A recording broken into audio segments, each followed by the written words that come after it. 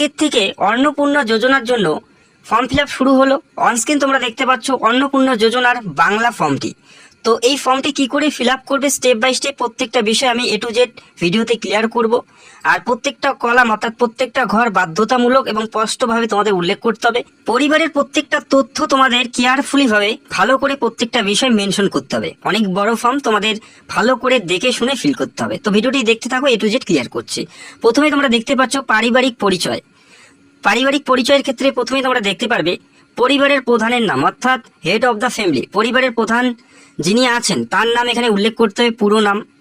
Head of the ফ্যামিলির নাম উল্লেখ করতে হবে প্রথম ঘরে। 1 নম্বরের ঘরে পরিবারের প্রধানের নাম, পরিবারের প্রধানের নাম উল্লেখ করবে। তারপরে জন্ম তারিখ, কত বছর, কত দিন, কত মাস, সেটা কিন্তু পরিষ্কার উল্লেখ করতে হবে। আবারও বলছি, প্রত্যেকটা ঘর প্রত্যেকটা কলাম প্রত্যেকটাই বাধ্যতামূলক, প্রত্যেকটাতেই তোমাদের মেনশন করতে হবে। সেক্ষেত্রে তোমাদের ভালো করে দেখে শুনে ফিল করতে হবে। এরপরে দেখো পরিবারের প্রধানের লিঙ্গ, পুরুষ হলে পুরুষ, মহিলা হলে মহিলা এবং অন্যান্য হলে অন্যান্য জায়গায় টিক মার্ক দেবে। এরপরে দেখো, এরপরে পরিবারের প্রধানের আধার নাম্বার, পরিবারের প্রধানের আধার নাম্বার এখানে উল্লেখ করতে হবে। পরিবারের প্রধানের আধার নাম্বার মেনশন করতে হবে। এরপরে 5 নম্বরের ঘরে দেখো ডিজিটাল রেশন কার্ডের পারিবারিক আইডি যদি থাকে, ডিজিটাল রেশন কার্ডের পারিবারিক যদি কোনো আইডি থাকে সেক্ষেত্রে এখানে মেনশন করবে, আর যদি না থাকে ঘরটা ছেড়ে দেবে। এরপরে দেখো 6 নম্বরের ঘরে পরিবারের সদস্যের সংখ্যা কয়জন সেটা সংখ্যায় উল্লেখ করতে হবে। 1 2 3 4 এভাবে তোমাদের সংখ্যায় উল্লেখ করতে হবে। এখানে কিন্তু তোমাদের বানান লিখতে হচ্ছে না, 4 জন হলে 4 জন লিখবে, 5 জন হলে 5 জন লিখবে। তো আশা করি বুঝতে পারলে। এরপরে ঠিকানা, স্থায়ী যেটা ঠিকানা সেটা কিন্তু মেনশন করতে হবে। ভিলেজ থেকে শুরু করে post office, district, police station এবং পিনকোড প্রত্যেকটা বিষয় মেনশন করবে। এবং যোগাযোগ নাম্বার এখানে উল্লেখ করতে হবে। যে নাম্বারটি আধারের সাথে লিঙ্ক যুক্ত, যে নাম্বারটি আধারের সাথে লিঙ্ক যুক্ত সেই নাম্বারটি এখানে মেনশন করতে বলেছে ফোন নাম্বার। আশা করি বুঝতে পারলে। ফোন নাম্বারটি এখানে মেনশন করবে যে নাম্বারটি আধারের সাথে যুক্ত আছে। এরপরে দেখো 9 নম্বরের ঘরে নাম, জন্ম তারিখ, লিঙ্গ, পরিবারের প্রধানের সঙ্গে সম্পর্ক, আধার নাম্বার এবং পরিবারের প্রত্যেক সদস্যের নাম উল্লেখ করতে হবে। এবং পাশাপাশি পরিবারের হেড অফ দ্য ফ্যামিলির সাথে সেই সদস্যের সম্পর্ক কি সেটাও কিন্তু মেনশন করতে হবে বা উল্লেখ করতে হবে। তো প্রথমে তোমরা দেখে নাও পরিবারের প্রধান, হেড অফ দ্য ফ্যামিলি। এরপরে দেখো সদস্য 1, সদস্য 1 যার নাম উল্লেখ করবে সদস্য 1, সেই হিসাবেই কিন্তু তোমাদের পরবর্তী ফর্মগুলো কিন্তু ফিল আপ করতে হবে। তো দেখতে থাকো। প্রথমে দেখো সদস্য 1 এর নাম উল্লেখ করতে হবে, জন্ম তারিখ, এরপরে লিঙ্গ এবং পরিবারের প্রধানের সঙ্গে সম্পর্ক কি এবং সদস্য 1 এর আধার কার্ড নাম্বার উল্লেখ করতে হবে। এবং সদস্য 1 এ যার নাম উল্লেখ করবে সে অন্নপূর্ণা ভান্ডারের জন্য আবেদন করা হচ্ছে কি সেটা কিন্তু উল্লেখ করতে হবে। যার জন্য আবেদন করা হচ্ছে সেটা কিন্তু টিকমার্ক করতে হবে তোমাদের। সদস্য 1 যদি হয় সেক্ষেত্রে সদস্য 1, এবং সদস্য 2 হলে সদস্য 2-র নাম কিন্তু এখানে টিকমার্ক করতে হবে সাইডে। ঠিক একইভাবে 1 থেকে 5 জন সদস্যের নাম এখানে তোমরা দেখতে পারবে। তো বাড়ির প্রত্যেক সদস্যের নাম উল্লেখ করতে হবে, জন্ম তারিখ এবং লিঙ্গ এবং আধার নাম্বার এবং হেড অফ দ্য ফ্যামিলির সাথে সম্পর্ক কি।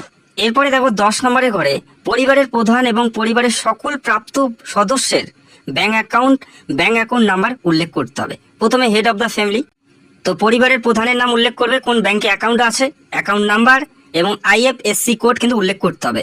আর যে অ্যাকাউন্টটা উল্লেখ করবে সেই অ্যাকাউন্ট কিন্তু অবশ্যই আধারের সাথে ডিবিটি যুক্ত থাকতে হবে, এখানে কিন্তু পরিষ্কার উল্লেখ করা আছে। এবং সদস্য 1 প্রথম ধাপে যে সদস্য 1 সদস্য 2 দিয়েছো সেই ওয়াইজ কিন্তু তোমাদের এখানে ফিল করতে হবে।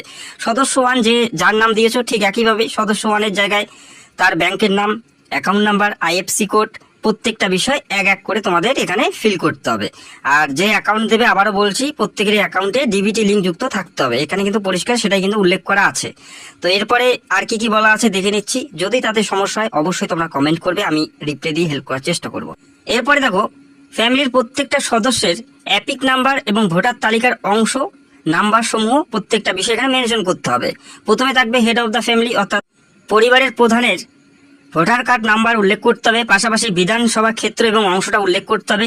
এরপরে সদস্য 1 যার নাম উল্লেখ করেছো সেই সদস্য 1 এর জায়গায় তোমাদের তার এপিক নাম্বার, পাশাপাশি বিধানসভা ক্ষেত্র এবং অংশ ঠিক একইভাবে 1 থেকে 5 জনের নাম উল্লেখ করা আছে। তোমরা যতজন সদস্য রয়েছে সেই হিসাবে কিন্তু এক এক করে প্রত্যেক জনের এখানে ভোটার কার্ড নাম্বার এবং অংশ এবং বিধানসভা ক্ষেত্র কিন্তু তোমাদের উল্লেখ করবে। এরপরে দেখো বিভাগ অর্থাৎ ক্যাটাগরিটা তোমাদের এখানে চুজ করতে হবে। এখানে দেখো ইউআর থেকে শুরু করে EWS, SC, ST প্রত্যেকের এখানে অপশন দেখতে পারবে। তো তোমরা যে কাস্ট থেকে বিলং করো সেই কাস্টটা এখানে সিলেক্ট করে নেবে। SC হলে তপশিলি জাতি এবং ST হলে তপশিলি উপজাতি, ইউআর হলে অসংরক্ষিত। এভাবে তোমাদের তোমাদের যেটা ক্যাটাগরি সেটা এখান থেকে চুজ করে নেবে 12 নম্বরের ঘরে। এবং প্রয়োজনীয় ডকুমেন্টস কিন্তু তোমাদের দিতে হবে যারা SC ST প্রার্থী, ঠিক আছে। এরপরে দেখো রেশন কার্ডের তথ্য চাওয়া হয়েছে। রেশন কার্ডের তথ্যগুলো দেখে নিচ্ছি কি কি বলা হয়েছে। যদি কোনো জায়গায় সমস্যা হয় অবশ্যই কমেন্ট করবে, আমি রিপ্লাই দিয়ে হেল্প করার চেষ্টা করবো। এরপরে দেখো আপনার কি ডিজিটাল রেশন কার্ড আছে কিনা, যদি থাকে হ্যাঁ করবে, না থাকলে না করে দেবে। যদি রেশন কার্ড থাকে সেক্ষেত্রে রেশন কার্ডের ধরনটা উল্লেখ করতে হবে। যারা AAY বা PHH অথবা SPHH সেটা কিন্তু এখান থেকে মেনশন করতে হবে বা টিকমার্ক দিতে হবে। এরপরে দেখো পরিবারটি রেশন দোকান থেকে মাসিক রেশন তুলছে কিনা সেটাও কিন্তু এখান থেকে জানার জন্য অপশন দেওয়া হয়েছে। যদি রেশন প্রতি মাসে তোলো সেক্ষেত্রে হ্যাঁ করবে, যদি রেশন না তোলো সেক্ষেত্রে না করে দেবে। এরপরে দেখো এরপরে বলা আছে বাড়ির ধরন। আপনার বাড়িতে কি 3টের বেশি পাকা ঘর আছে, যদি থাকে হ্যাঁ করবে, যদি না থাকে না করে দেবে। পারিবারিক জমির মালিকানা, পারিবারিক জমির মালিকানা যদি থাকে সেক্ষেত্রে হ্যাঁ করবে অথবা না করবে। এই প্রত্যেকটা ঘর বা প্রত্যেকটা অপশন কিন্তু বাধ্যতামূলক ফিল করতেই হবে। আর জমির মালিকানা যদি থাকে সেক্ষেত্রে কিন্তু জমির রেজিস্ট্রেশন নথিপত্র, তোমাদের জমির রেকর্ড কিন্তু তোমাদের কপি জমা করতে হবে। এটা কিন্তু পরিষ্কার এখানে উল্লেখ করা আছে। এরপরে দেখো পরিবারের সকল সদস্যের মোট জমির পরিমাণ, সেটা শতক হিসেবে কিন্তু এখানে উল্লেখ করতে হবে। পরিবারে যতজন সদস্য আছে টোটাল জমির পরিমাণ কত সেটা শতক হিসেবে কিন্তু তোমাদের এখানে মেনশন করতে হবে বা উল্লেখ করতে হবে। আর জমির নথি এবং জমির রেকর্ড সেটা কিন্তু তোমাদের জমা করতে হচ্ছে। এরপরে দেখো যানবাহন, আপনি বা আপনার পরিবারে কোনো সদস্যের কি অবাণিজ্যিক বা মোটর চালিত 4 চাকা গাড়ি আছে কিনা সেটাও কিন্তু জানতে চাওয়া হয়েছে। যদি গাড়ি থাকে 4 চাকা সেক্ষেত্রে হ্যাঁ করবে, যদি না থাকে না করবে। যদি হ্যাঁ করো সেক্ষেত্রে কিন্তু উল্লেখ করতে হবে গাড়ির রেজিস্ট্রেশন নাম্বার, গাড়ির রেজিস্ট্রেশন নাম্বার কি আছে সেটাও কিন্তু উল্লেখ করতে হবে। এবং পাশাপাশি এটাও বলা আছে যদি ট্রাক্টর বা জিপ থাকে সেক্ষেত্রে সেই জিপ বা ট্রাক্টরের কিন্তু মডেল নাম্বারও এখানে উল্লেখ করতে হবে। বোঝা গেল। এরপরে দেখো পারিবারিক ভিত্তিক সদস্যের স্বাস্থ্য বীমা। তো তোমাদের পারিবারিক সদস্যের স্বাস্থ্য বীমা কি আছে সেটা কিন্তু উল্লেখ করতে হবে। যদি থাকে হ্যাঁ করবে, যদি না থাকে না করবে। সেটা কিন্তু প্রত্যেক সদস্যের নাম উল্লেখ এখানে দেখতে পারবে। হেড অফ দ্য ফ্যামিলি থেকে শুরু করে সদস্য 1, সদস্য 2, সদস্য 3, সদস্য 4। কারো যদি সরকারি বা বেসরকারি কোনো বীমা থাকে সেটা উল্লেখ করতে হবে। আর সেই বীমার প্রিমিয়াম কি আছে সেই বিবরণ কিন্তু এখানে উল্লেখ করতে বলেছে। ধরো সদস্য বাড়ির যে 4 জন সদস্য তার মধ্যে একজনের রয়েছে সেটা কিন্তু উল্লেখ করতে হবে। এবং যদি সবার থাকে সবারই কিন্তু উল্লেখ করতে হবে। এবং আয় এবং পেশা দেখো এরপরে বলা আছে কোনো সদস্য কি আয়কর বা পেশাগত কর প্রদান করে, যদি থাকে ইয়েস করবে, যদি না থাকে নো করে দেবে, ঠিক আছে। এরপরে দেখো পরিবারের সদস্যের প্যান কার্ড নাম্বার চাওয়া হয়েছে। পরিবারের প্রত্যেক সদস্যের প্যান কার্ড নাম্বার প্রথমে থাকবে হেড অফ দ্য ফ্যামিলি নাম এবং প্যান কার্ড নাম্বার, সদস্য 1 নাম এবং প্যান কার্ড নাম্বার, সদস্য 2 নাম এবং প্যান কার্ড নাম্বার। তো এইভাবে তোমরা যতজন সদস্য দেবে সেই সদস্যর নাম এবং প্যান কার্ড নাম্বারগুলো উল্লেখ করতে হবে। এরপরে দেখো কর্মসংস্থানের ধরন, অর্থাৎ কোন কাজের সাথে কে যুক্ত আছে সেটাও কিন্তু এখানে উল্লেখ করতে হচ্ছে। সরকারি ক্ষেত্রে, বেসরকারি ক্ষেত্রে, সংগঠিত ক্ষেত্রে বা ব্যবসায়ী মালিক, অসংগঠিত ক্ষেত্রে, পরিযায়ী শ্রমিক, বেকার, অন্যান্য প্রত্যেকটা বিষয় এখানে উল্লেখ করতে হবে। এবং যারা সরকারি চাকরি করে সেক্ষেত্রে নথিপত্র জমা করতে হবে। তো হেড অফ দ্য ফ্যামিলি থেকে শুরু করে সদস্য 1, সদস্য 2 প্রত্যেকেরই এখানে তোমরা দেখতে পারবে। কোনো সদস্য যদি সরকারি চাকরি করে সেটা অবশ্যই তোমাদের মেনশন করতে হবে এবং ডকুমেন্ট দিতে হবে। এবং কেউ যদি বেকার হয় সেক্ষেত্রে বেকারে তোমাদের এখানে চুজ করে নিতে হবে। তো 1 থেকে প্রত্যেকেরই নাম তোমরা দেখতে পারবে। তো এরপরে কি বলা আছে আমরা দেখে নিচ্ছি। এরপরে দেখো পরিবারের শিক্ষিত প্রাপ্তবয়স্কের সংখ্যা এবং পরিবারের অশিক্ষিত প্রাপ্তবয়স্কের সংখ্যা। পরিবারে মোট কতজন শিক্ষিত সেটা উল্লেখ করতে হবে এবং পরিবারে মোট কতজন অশিক্ষিত সেটা উল্লেখ করতে হবে। এরপরে দেখো পরিবারের প্রধান শিক্ষিত না অশিক্ষিত সেটা উল্লেখ করতে হবে এবং সর্বোচ্চ শিক্ষাগত যোগ্যতা কি আছে সেটা উল্লেখ করতে হবে। ঠিক একইভাবে সদস্য 1 এর শিক্ষিত না অশিক্ষিত শিক্ষাগত যোগ্যতা কি আছে দেখতে পারবে। 1 নম্বর সদস্য, 2 নম্বর সদস্য, 3 নম্বর সদস্য, 4 নম্বর সদস্য এবং 5 নম্বর সদস্য। তো নাম ওয়াইজ তোমরা দেখে নেবে যে কে কে শিক্ষিত বা কে কে অশিক্ষিত, সেভাবে তোমাদের মেনশন করতে হবে। এরপরে দেখো কোনো সদস্য কি কোনো সাংবিধানিক পদ, মন্ত্রী, সংসদ, বিধায়ক, পৌর স্থানীয় সংস্থা বা পঞ্চায়েতে বর্তমান কর্মরত বা প্রাক্তন সেটা কিন্তু মেনশন করতে হবে। যদি হয় সেক্ষেত্রে হ্যাঁ করবে। আর যদি কেউ আছে এরকম সেক্ষেত্রে সদস্যের নাম্বার এখানে উল্লেখ করতে হবে। যে নাম্বারগুলো দিয়েছো 1, 2, 3, 4, 5 সেই 5 জনের মধ্যে কে রয়েছে যিনি এই বর্তমানে এই সমস্ত পদে কর্মরত বা রয়েছেন সেটা কিন্তু এখানে সদস্যের নাম উল্লেখ করতে হবে বা সদস্যের সংখ্যাটা উল্লেখ করতে হবে এবং প্রয়োজনীয় নথিও কিন্তু তোমাদের জমা করতে হবে। পাশাপাশি কোনো সদস্য কি সরকারি পেনশনভোগী, যদি হ্যাঁ সেক্ষেত্রে হ্যাঁ করে দেবে এবং কয় নাম্বার সদস্য পেনশন পাচ্ছে সেটাও কিন্তু এখানে মেনশন করতে হবে। এরপরে দেখো কোনো সদস্য কি জিএসটির অধীনে নিবন্ধিত আছেন, সেটা হ্যাঁ থাকলে হ্যাঁ, না থাকলে না। তো আশা করি বুঝতে পারলে। এরপরে দেখো পরিবারের মোট বার্ষিক আয় কত, পরিবারের টোটাল বার্ষিক আয় কত, অর্থাৎ বছরে তোমাদের আয় কত হচ্ছে সেটা কিন্তু অঙ্কে এখানে উল্লেখ করতে হবে, অঙ্কে উল্লেখ করতে হবে অর্থাৎ সংখ্যায় লিখতে হবে।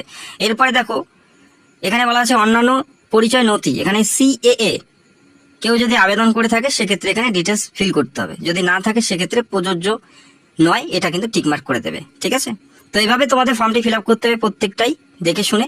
এরপরে বলা আছে অন্যান্য কিষাণ ক্রেডিট কার্ড বা ডেবিট কার্ড, যদি পরিবারের সদস্যের মধ্যে কারো নামে থাকে সেক্ষেত্রে নাম উল্লেখ করতে হবে, ক্রেডিট কার্ডের নাম্বার উল্লেখ করতে হবে, আইডি সংখ্যা উল্লেখ করতে হবে এবং কত তারিখে ইস্যু হয়েছে সেটা কিন্তু উল্লেখ করতে হবে। যদি প্রত্যেক সদস্য থাকে সেক্ষেত্রে প্রত্যেক সদস্যের উল্লেখ করতে হবে, আর যদি না থাকে দেওয়ার প্রয়োজন নেই, একজনের থাকলে একজনেরই দিতে হবে। এখানে কিন্তু অবশ্যই তার নথি কিন্তু জমা করতে হবে। এরপরে দেখো এরপরে কি বলা আছে দেখে নিচ্ছি। এরপরে দেখো যদি এসআইআর 2026-এ নাম বাদ পড়ে, যদি মামলাটি ট্রাইব্যুনালে বিচারাধীন সেটা কিন্তু উল্লেখ করতে হবে। যদি প্রযোজ্য থাকে প্রযোজ্য করবে, প্রযোজ্য নয় যদি থাকে সেক্ষেত্রে প্রযোজ্য নয় করবে, হ্যাঁ থাকলে হ্যাঁ করবে বা না থাকলে না করবে। তো এগুলো দেখে করবে। অত্যন্ত গুরুত্বপূর্ণ একটি ফর্ম, এখানে প্রত্যেকটা কলাম কিন্তু প্রত্যেকটা ঘর কিন্তু ম্যান্ডেটারি বা বাধ্যতামূলক, যদি না থাকে সেক্ষেত্রে ছেড়ে দেবে। এরপরে দেখো এরপরে বলা আছে সামাজিক মর্যাদা এবং নির্ভরশীল ব্যক্তিগণ, এখানে বলা আছে শিশুদের তথ্য কিন্তু চাওয়া হয়েছে, যেখানে শিশু 1 থেকে 2, 3, 4 এখানে উল্লেখ করতে হবে। প্রথমে শিশু 1 কোন শ্রেণীতে পড়ে, কোন স্কুলে পড়ে, কি ধরনের স্কুলে পড়ে, সরকারি না বেসরকারি সেটা কিন্তু উল্লেখ করতে হবে। এখান থেকে 1 থেকে 2, 3, 4 শিশুর সংখ্যা রয়েছে, তো সেভাবে তোমাদের ফিল করতে হবে। শিশুর নাম, শিশু কোন শ্রেণীতে পড়ে, শিশু সরকারি স্কুলে পড়ে নাকি বেসরকারি স্কুলে পড়ে সেটাও কিন্তু উল্লেখ করতে হবে। এরপরে বলা আছে শিশুদের টিকাকরণের বর্তমান অবস্থা, শিশু 1 টিকাকরণ হয়নি, যদি না হয়ে থাকে সেক্ষেত্রে টিকাকরণ না করে দেবে, যদি শুরু হয়ে থাকে বা শেষ হয়ে যায় সেটা কিন্তু তোমাদের অপশন দেওয়া আছে, সেটা তোমাদের চুজ করতে হচ্ছে। এরপরে দেখো আপনি কি কোনো সরকারি প্রকল্পের সুবিধা ডিবিটির মাধ্যমে পাচ্ছেন সেটা কিন্তু উল্লেখ করতে হবে। যদি পরিবারের কেউ ডিবিটির মাধ্যমে সরকারি কোনো সুবিধা পাচ্ছে সেক্ষেত্রে হ্যাঁ থাকলে হ্যাঁ করবে এবং কোন প্রকল্পের সাথে যুক্ত আছে সেটাও কিন্তু এখানে মেনশন করতে হবে। সেটা 1 নম্বর সদস্য না 2 নম্বর সদস্য না 3 নম্বর সদস্য, সেখান থেকে তোমাদের হ্যাঁ না টিকমার্ক করে দিতে হবে। আর অবশ্যই প্রকল্পের নামও কিন্তু এখানে মেনশন করতে বলেছে।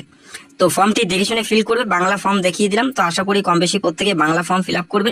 যদি ইংলিশে কমফোর্টেবল থাকো ইংলিশ করে নিতে পারো, আর ইংলিশ ফর্মে যদি তোমরা ভিডিও চাও অবশ্যই কমেন্ট করবে, আমি ইংলিশ ফর্ম নিয়েও ভিডিও করব এবং অনলাইন কি করে অ্যাপ্লাই করবে, অনলাইন কি করে জমা করবে সেটা নিয়ে খুব তাড়াতাড়ি ভিডিও করব। যদি তোমাদের কোনো প্রশ্ন থাকে সেক্ষেত্রে অবশ্যই তোমরা কমেন্ট করে জানাবে, আর যদি ফর্ম ফিল আপ করতে কারো কোনো সমস্যা হয় সেটাও তোমরা জানাতে পারো, আমি রিপ্লাই দিয়ে হেল্প করার চেষ্টা করব। আর এই ফর্মটি কোথায় পাবে, লিঙ্ক তোমরা ভিডিও নিচে পাবে, সেখান থেকে সরাসরি ডাউনলোড করতে পারবে। এখানে বলা আছে এই মর্মে ঘোষণা করছি যে উপরের প্রদত্ত তথ্য আমার জ্ঞান এবং বিশ্বাস অনুযায়ী সত্য এবং প্রযোজ্য ক্ষেত্রে আমি সকল সহায়ক নথি প্রদান করেছি এবং উপরের উল্লিখিত কোনো মানদণ্ড আমি বাদ দেইনি। আমি অবগত যে আমার প্রদত্ত কোনো তথ্য মিথ্যা প্রমাণিত হলে আমার সামাজিক সুরক্ষা সংক্রান্ত সুবিধা সমূহ বন্ধ হয়ে যেতে পারে। এখানে কিন্তু পরিষ্কার উল্লেখ করা আছে, সহমতের জায়গায় তোমাদের টিকমার্ক দিতে হবে এবং সই করতে হবে। তো আশা করি বুঝতে পারলে। এই ফর্মটি ফিল আপ করতে হবে এবং নিচে যেটা থাকবে নিচের অংশটি সেটা অফিসিয়াল ফিল, সেটা করার প্রয়োজন নেই। তো আশা করি বুঝতে পারলে এই ফর্মটা ফিল আপ করতে বাংলা ভাষায়, লিঙ্ক তোমরা ভিডিও নিচে পাবে, যদি প্রশ্ন থাকে কমেন্ট করতে পারো। ভিডিওটি দেখার জন্য অসংখ্য ধন্যবাদ, thank you so much, take care, bye bye. অবশ্যই চ্যানেলকে সাবস্ক্রাইব করে